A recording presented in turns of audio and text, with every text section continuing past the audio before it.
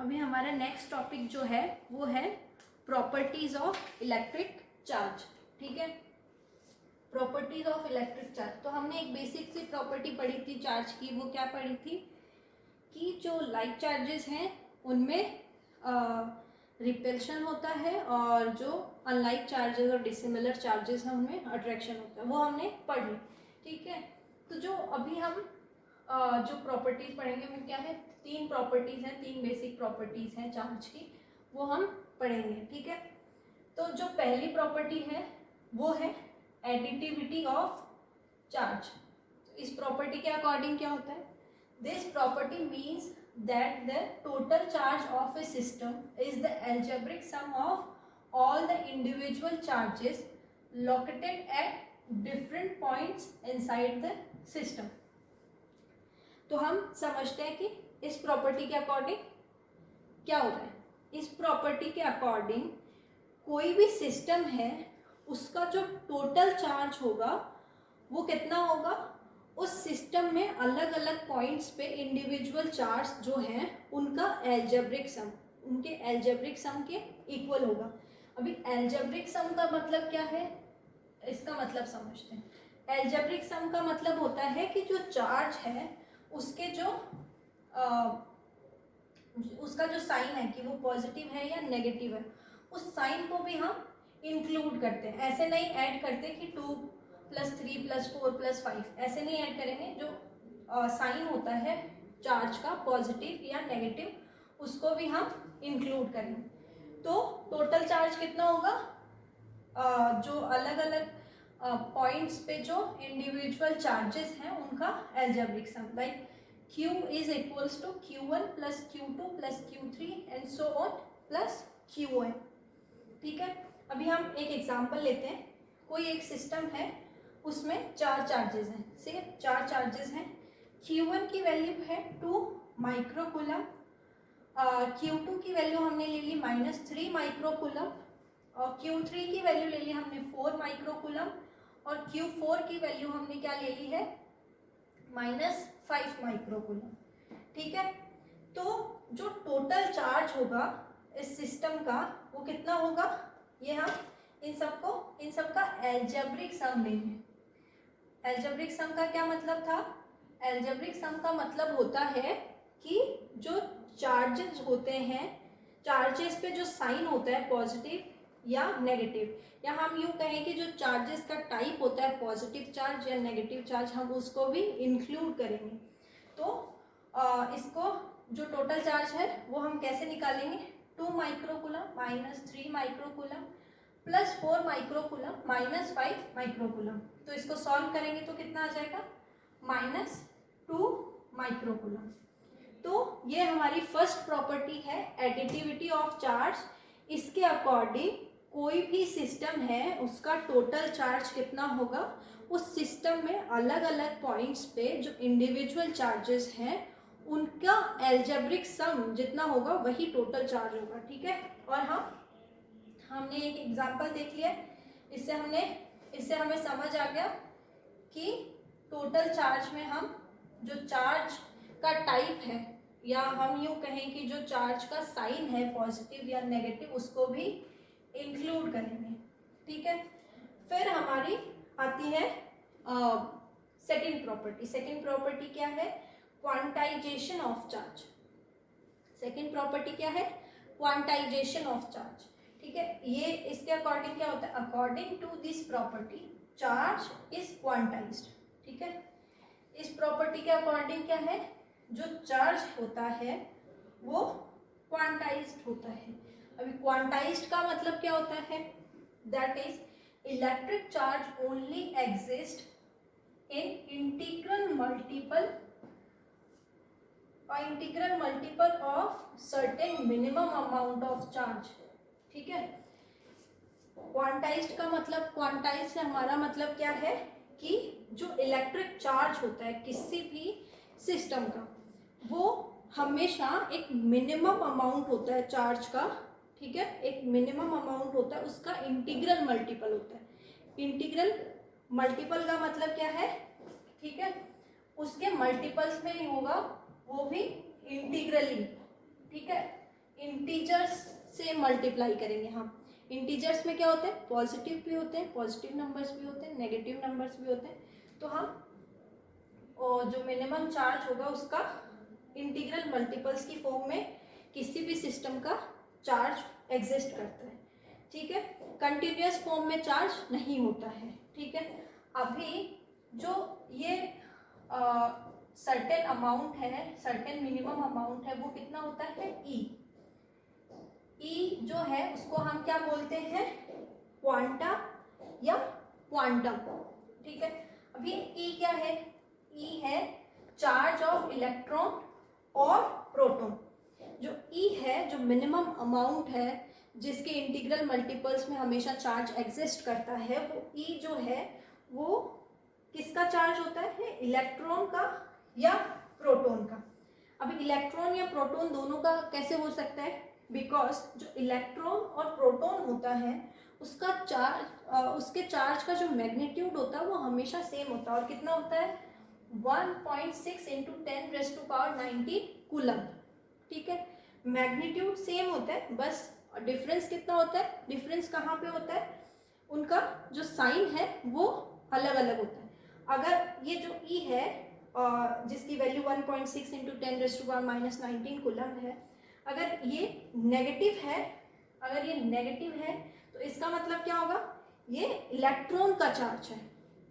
वहीं अगर ये पॉजिटिव है, इसका मतलब क्या होगा कि ये प्रोटॉन का चार्ज है, ठीक है।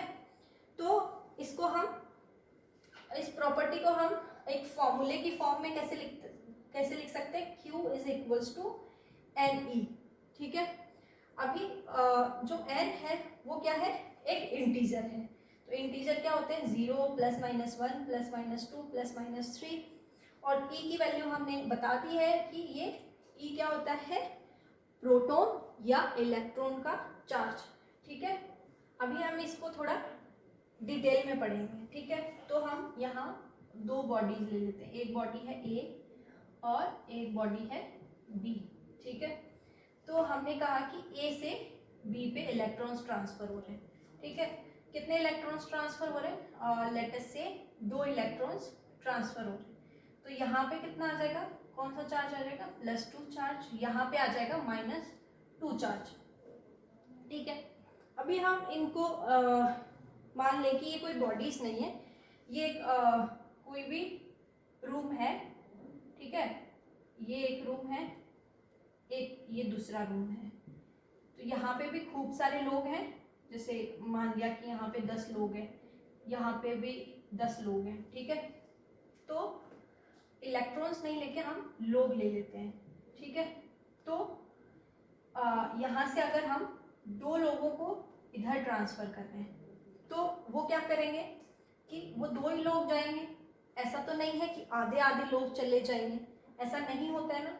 वो 2 लोग जाएंगे इधर, 2 लोगों को भेज रहे, अगर 3 को भेज रहे तो 3 जाएंगे। ऐसा तो नहीं है कि 2 3/4 चले गए या 1.5 चले गए, ऐसा तो नहीं जाएंगे।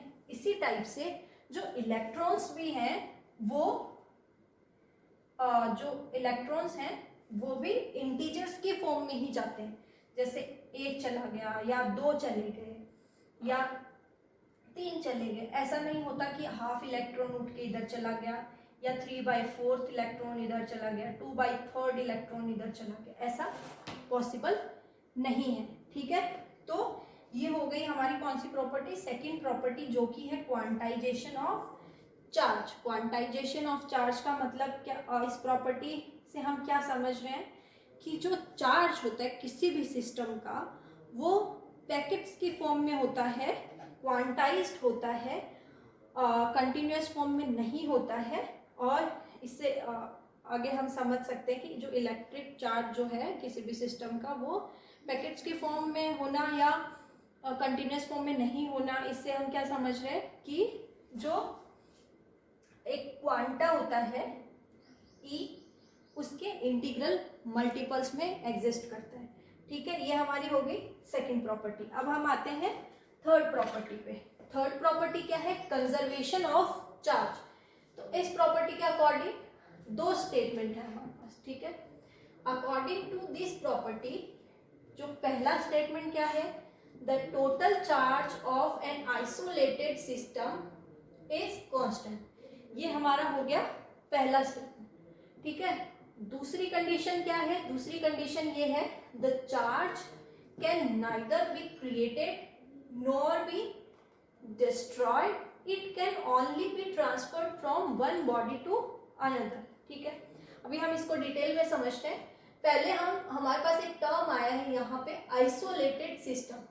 तो आइसोलेटेड सिस्टम का क्या मतलब है, आइसोलेटेड सिस्टम हम लेमन लैंग्वेज में कहें तो एक कट ऑफ जो सिस्टम होता है उसको हम बोलेंगे आइसोलेटेड सिस्टम, या हम हमारी फिजिक्स की लैंग्वेज में कहें तो उसका मतलब क्या होगा कि कोई ऐसा सिस्टम जो अपने सराउंडिंग से एनर्जी और मास का कोई भी ट्रांसफर नहीं कर रहा है, ना ले रहा है ना दे रहा है, उस सिस्टम को हम क्या कहेंगे, आइसोलेटेड सिस्टम। कौन सा सिस्टम, आइसोलेटेड सिस्टम क्या होता है, एक ऐसा सिस्टम जो अपने सराउंडिंग से एनर्जी और मास को ना तो सराउंडिंग में ट्रांसफर कर रहा है ना सराउंडिंग से ले रहा है, एकदम कट ऑफ सिस्टम है, उसको हम आइसोलेटेड सिस्टम कहते हैं, ठीक है। तो जो आइसोलेटेड सिस्टम होता है उसका टोटल चार्ज जो है वो कांस्टेंट होता है, हमेशा कांस्टेंट रहता है, चेंज नहीं होता है, ठीक है। जो सेकंड कंडीशन है वो क्या बोल रही है, वो ये बोल रही है कि जो चार्ज होता है वो कभी भी ना तो क्रिएट किया जा सकता है ना ही डिस्ट्रॉय किया जा सकता, वो हमेशा कंजर्व्ड रहता है। क्या रहता है, कंजर्व्ड रहता है। चार्ज ना तो क्रिएट किया जा सकता है ना ही डिस्ट्रॉय किया जा सकता है, चार्ज हमेशा कंजर्व्ड रहता है। चार्ज क्या होता है, हमेशा एक बॉडी से दूसरी बॉडी में सिर्फ ट्रांसफर किया जा सकता है। यहाँ से हम समझते हैं कि एक हमने बॉडी ली है ए, एक ली है बी, ठीक है। माना इसमें भी इसमें 5 इलेक्ट्रॉन है, 5 प्रोटॉन है, यहाँ भी 5 इलेक्ट्रॉन है और 5 प्रोटॉन है। तो हम पहले सेकंड कंडीशन पढ़ते हैं, ठीक है, सेकंड कंडीशन को समझते हैं। तो माना कि यहाँ पे हम इलेक्ट्रॉन्स भेज रहे हैं, ए से बी में इलेक्ट्रॉन्स ट्रांसफर हो रहे हैं।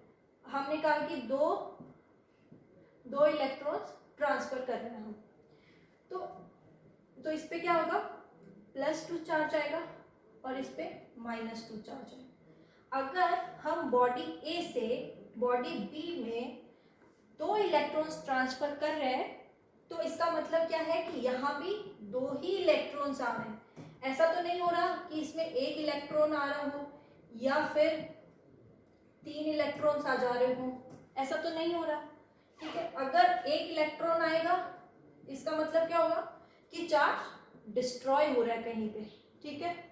और मैं कहूँ कि अगर 3 इलेक्ट्रॉन्स आ रहे हैं, तो हमने भेजे तो 2 थे, आ गए 3, ठीक है। अगर 3 इलेक्ट्रॉन्स आ रहे होते तो इसका मतलब क्या होता कि चार्ज क्रिएट हो रहा है, लेकिन ऐसा नहीं हो रहा है। अगर हम ए से 2 इलेक्ट्रॉन्स बी में ट्रांसफर कर रहे हैं तो बी पे 2 इलेक्ट्रॉन्स ही आएगा, मतलब -2 चार्ज ही आएगा, ठीक है। तो इसका मतलब क्या हो गया कि चार्ज क्या हो रहा है, ना तो क्रिएट हो रहा है ना ही डिस्ट्रॉय हो रहा है। क्या हो रहा है, सिर्फ एक बॉडी ए से दूसरी बॉडी बी में ट्रांसफर हो रहा है, ठीक है। अभी आगे हम फर्स्ट कंडीशन को लेते हैं, ठीक है। हमने मान लिया कि ये कोई आइसोलेटेड सिस्टम है, ठीक है, ये एक आइसोलेटेड सिस्टम है, ठीक है। पहले कोई चार्ज नहीं है दोनों बॉडीज पे, ये भी न्यूट्रल है ये भी न्यूट्रल है। तो पहले क्या होगा, बिफोर ट्रांसफर ऑफ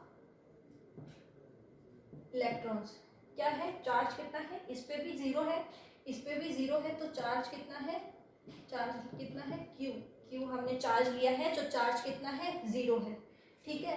अब हम इस पे 2 इलेक्ट्रॉन्स ट्रांसफर कर रहे हैं तो इस पे कितना चार्ज आ जाएगा, +2 आ जाएगा, इस पे कितना आ जाएगा, -2 चार्ज आ जाएगा, ठीक है। ये हमने पहले पढ़ा है कि अगर हम इलेक्ट्रॉन्स यहाँ से यहाँ ट्रांसफर करेंगे तो इस पे कितना चार्ज आएगा, जितने इलेक्ट्रॉन्स ट्रांसफर करेंगे, हमने 2 इलेक्ट्रॉन्स ट्रांसफर कर रहे हैं तो बी बॉडी जो है उस पर -2 चार्ज आ जाएगा और ए बॉडी पे +2 चार्ज आ जाएगा। ठीक है, तो आफ्टर ट्रांसफर ऑफ इलेक्ट्रॉन्स, ठीक है, after transfer of electrons charge कितना होगा, टोटल चार्ज कितना होगा +2, इस पूरे सिस्टम का चार्ज, इस पूरे सिस्टम का चार्ज होगा +2 -2 विच इज इक्वल्स टू 0। ठीक है, तो हमने क्या देखा कि एक आइसोलेटेड सिस्टम लिया है हमने, तो इसका जो टोटल चार्ज है, जो टोटल चार्ज है वो हमेशा कांस्टेंट रहता है, वो चेंज नहीं होता है। हमने यहाँ देखा है कि पहले भी 0 था, अभी भी 0 है। ठीक है, अभी हम एक और इक्वेशन से समझते हैं, जो अल्फा डीके की इक्वेशन है उससे ये कंजर्वेशन ऑफ चार्ज समझते हैं। ठीक है, तो यहाँ हमने लिया है, ये इक्वेशन है यूरेनियम 92 और जो कि आफ्टर फ्यूजन किस किस में टूट रहा है, थोरियम में और एक अल्फा पार्टिकल में। ठीक है, तो यहाँ पे ये है एटॉमिक चार्ज और ये है एटॉमिक मास। ठीक है, यहाँ पे भी ये एटॉमिक चार्ज एटॉमिक मास। ठीक है, तो फ्यूजन से पहले आफ्टर फ्यूजन, फ्यूजन का मतलब होता है ब्रेकिंग। ठीक है, फ्यूजन से पहले तो चार्ज कितना है, जो चार्ज है Z वो कितना है 92, और ये sorry this is before fusion. ठीक है, और फिर हम लेते हैं आफ्टर फ्यूजन।